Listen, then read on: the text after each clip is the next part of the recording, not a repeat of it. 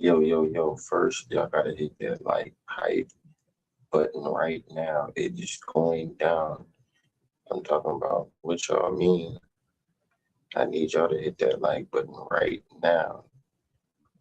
Pooh Shiesty said nobody slime is you gone. That's what Pooh Shiesty said. That's not what I said. That's what he said.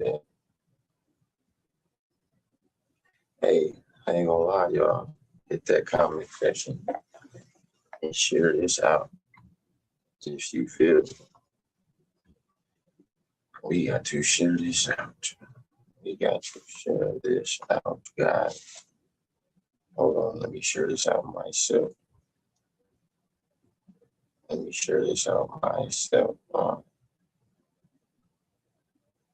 me share this out myself.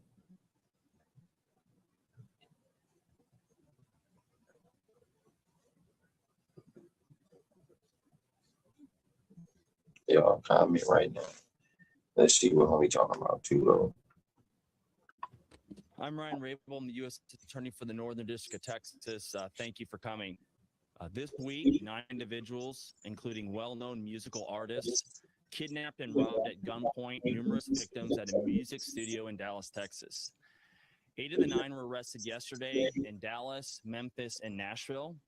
These individuals who are charged and arrested include Lontrell Williams Jr., also known as Pooh Shiesty, Lontrell Williams Sr., Rodney Wright Jr., also known as Big 30, Kadarius Waters, Demarion Gibson, DeMarcus Glover, Corday Johnson, Darian McDaniel, and Terrence Rogers has not been arrested yet, but will be soon. The complaint alleges that on January 10th of this year, 3 music industry professionals traveled to Dallas for a scheduled business meeting. Y'all comment below how y'all feel about this so far.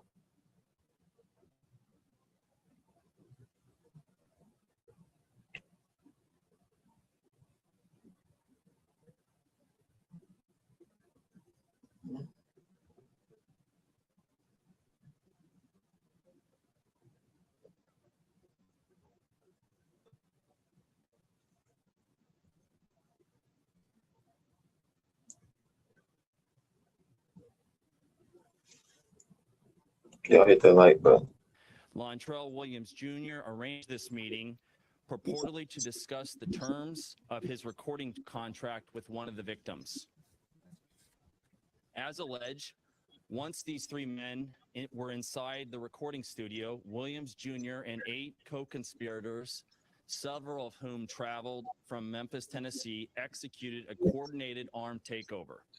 As alleged, Williams Jr. produced an AK-style pistol and forced one of the victims to sign a release from the recording contract at gunpoint. The remaining conspirators displayed firearms and robbed the other victims of Rolex watches, jewelry, cash, and other high-value items. One of the victims was actually choked by one of the defendants to the point. Crazy part is, like, one of the robbers is on social media, like, flexing the Rolex that he. Hey, yo, hit that like, hit that comment section first. I need somebody to hit that like and comment section so I can you comment. Hit that like and comment section. He stole. Like, this is insane. Like, that they did this.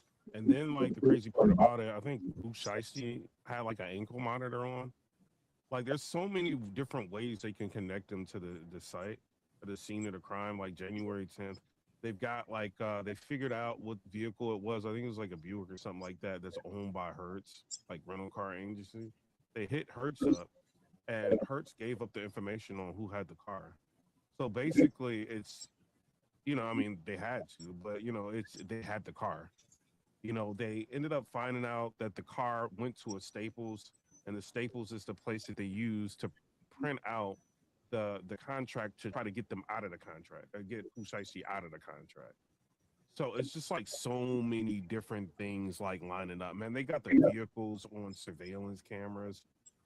It's just it's insane, man. Like these guys, they're like Pushishi probably will never get out. Like, you know what I mean? Or it's probably going to be at least 20, 25 years unless he has a crazy good lawyer. because it's so much that they have on them right now. Cell phone, like information kind of pinging them around the area where all of this happened. This is wild. Point of near unconsciousness. Defendant Wright barricaded the studio door with his body to prevent the victims from escaping. The ringleader of the conspiracy, Lontrell Williams Jr., was on home confinement at the time of the offense, as alleged for a prior firearms conspiracy charge and conviction out of the Southern District of I want to Florida. see y'all. We live right Towards now. the end of his prison sentence, he would have been granted home detention. TV. Part of the terms of his home detention TV. were that he would not commit another Check federal on offense or possess a TV firearm. live right now. His father, Lontrell Williams Sr., is Comment, alleged to tell have me how helped you plan and feel about what's execute the going on. federal kidnapping as Comment charged right in the complaint. now. And as described further in the complaint, Now, within y'all, let's hours go. Let's of go. leaving the Dallas studio, a number of the defendants were on social media displaying some of the items that appeared to be the jewelry that had been robbed from the victims. The charging document outlines some of the evidence, just some, establishing the defendants' roles in the federal offense. Good morning, This y'all. is as Tell me how y'all follows. feel about the situation. Electronic monitoring data placing Tell me Williams how y'all Jr. feel about at the the situation. offense location, which would put him in violation of his home detention conditions. They went on a robbery with monitors on. Like, how silly can you be? Cell phone records and license plate reader data corroborating the coordinated travel of multiple defendants from Memphis, Tennessee to Dallas. Rental car records confirming senior rented a vehicle that was used by the group. Surveillance footage from the offense location, a nearby office supply store, and a hotel where several of the defendants stayed following the offense. Fingerprint evidence as well that was recovered from the crime scene, matching at least two of the defendants. Social media posts by defendants displaying what appears to be stolen property just in the days following the offense. Greyhound bus records confirming the travel of multiple defendants from Dallas to Memphis the day after the offense. This is crazy. So they're like violating the Hobbs Act, traveling across state lines to commit a robbery. Like, they are insane. Let me read you what the Hobbs Act says. It says crossing state lines to commit a robbery or using the mail interstate commerce to facilitate it is prosecuted under the Hobbs Act. This federal law prohibits robbery or extortion that affects interstate or foreign commerce. Other applicable federal statutes include the Travel Act for interstate travel to aid illegal activity.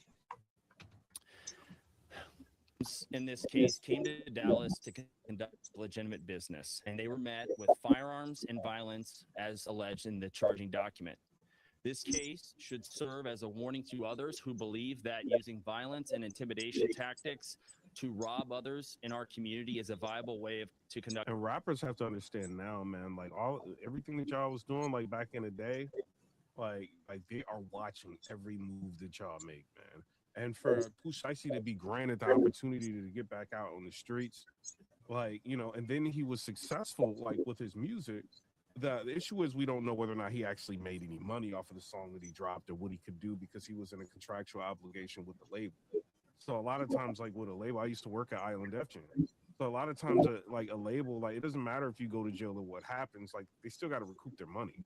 Like even when you get back, they figure out a way to recoup their money. So I don't know if he got any money from the music he put out. Maybe that's why he kind of slowed up with putting music out because the label could have just been getting all the money. I don't know, right? Could have been in a desperate situation trying to get out of that contract. But when you have a name like Pooh Shiesty, bro, like there's so many different ways that he would probably be able to make money.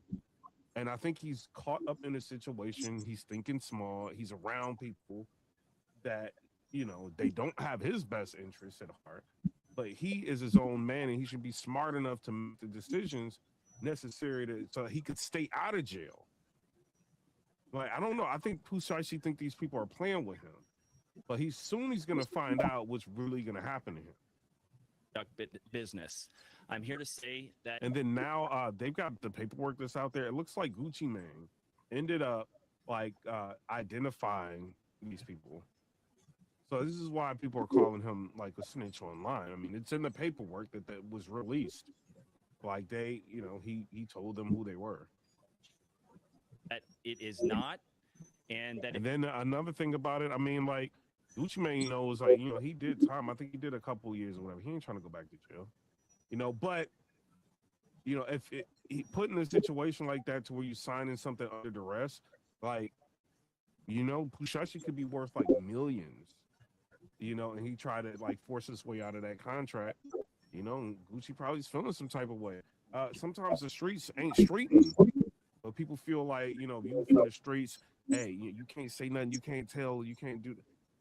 Maybe you feel like this is a complete violation. It sounds like if you listen to, I think academics interviewed Hammond or whatever his name is, the dude that was allegedly involved in the young dog situation, basically saying like they took Gucci Mane's earrings off of him, his wedding ring off of him, like you know what I mean, the watches, everything, the jewelry, everything was taken.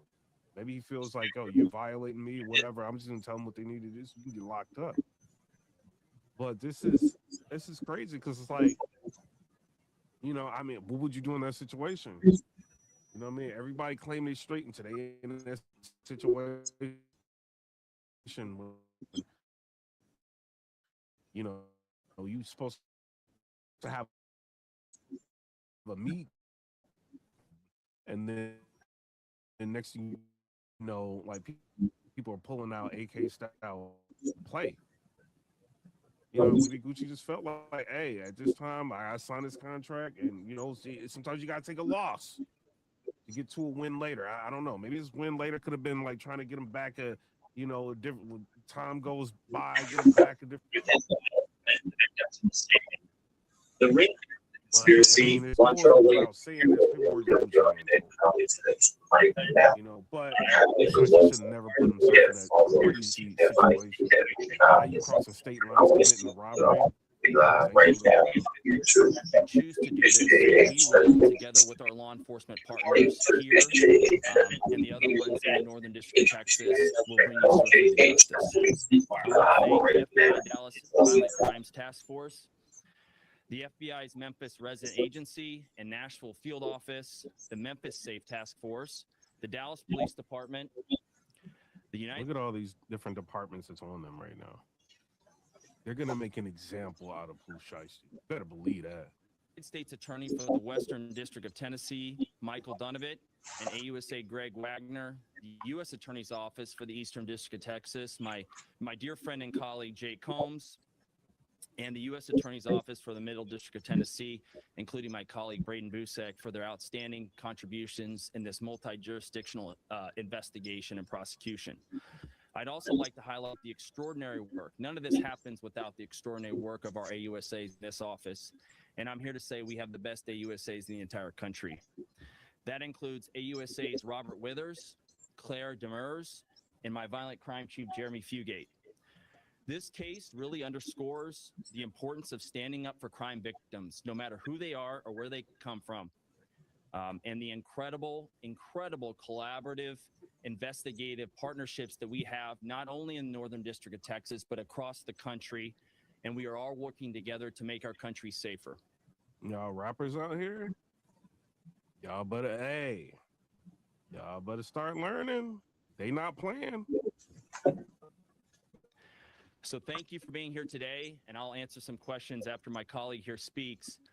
But now I'm going to turn it over to him, and this is Jeremy Wright, who's the Dallas FBI Assistant Special Agent in charge. Yeah, thank you, Ryan. Good morning, everybody. As Ryan said, my name is Jeremy Wright, Assistant Special Agent in charge for FBI Dallas. As United States Attorney Raybold said, we're here today to announce the arrest of several individuals in the Memphis and Nashville, Tennessee areas, as long as one here in Frisco, Texas. These arrests are the result of a violent kidnapping of 3 individuals here in the Dallas area. The majority of those arrested did travel from Memphis to Dallas to commit that offense. Our office collaborated with multiple law enforcement agencies and other FBI offices to carry out this investigation that ultimately led to these arrests. So I'd like to thank the Dallas Violent Crimes Task Force, Dallas Police Department, the Memphis Safe Task Force, Memphis, Tennessee Police Department. All these agencies, bro. And you know they're coordinating, they're working together to try to get this dude locked up. They're gonna give him the book. They're gonna throw the book at this dude.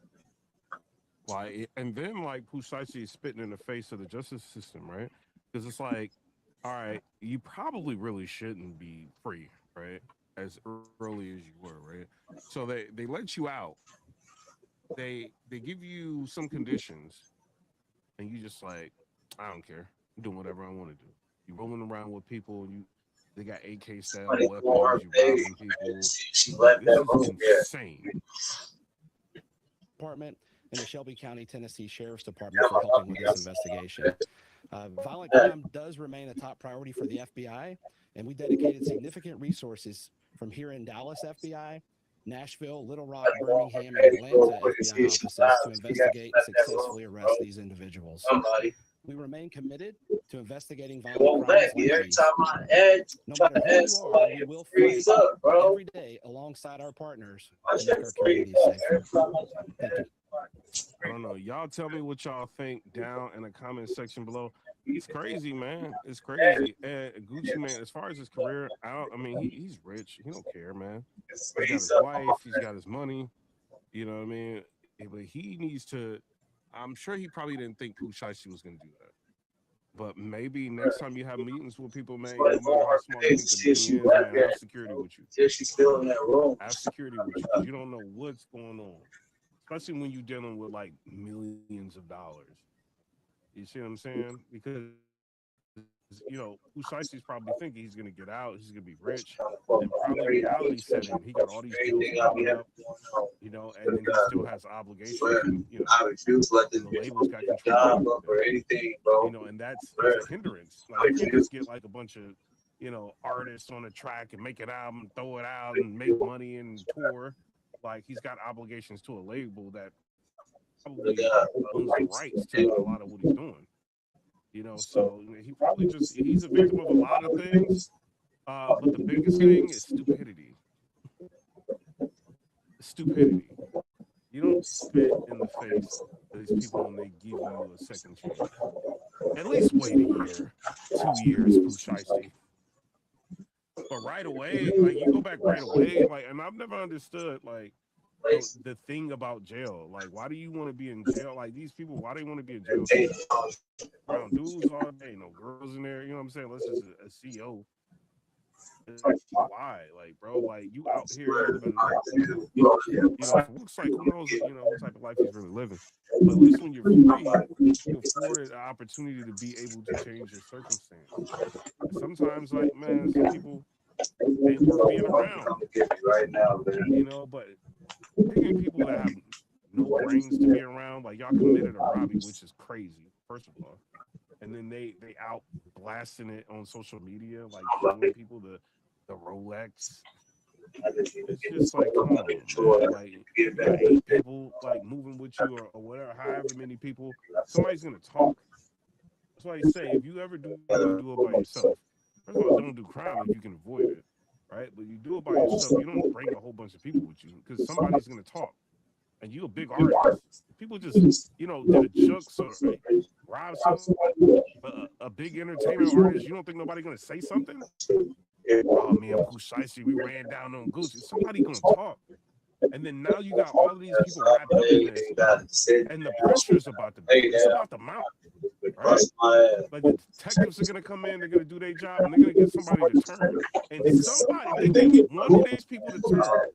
When they start seeing these football numbers, they can get one person to turn, they're gonna do it. Right? Oh, well, can you just put me in this prison over here or whatever, and you know, and just, you know, just, yeah, I'll do it, man. And, like, you know, 5 years. Somebody's gonna take the deal. Everybody's gonna their attorneys right now.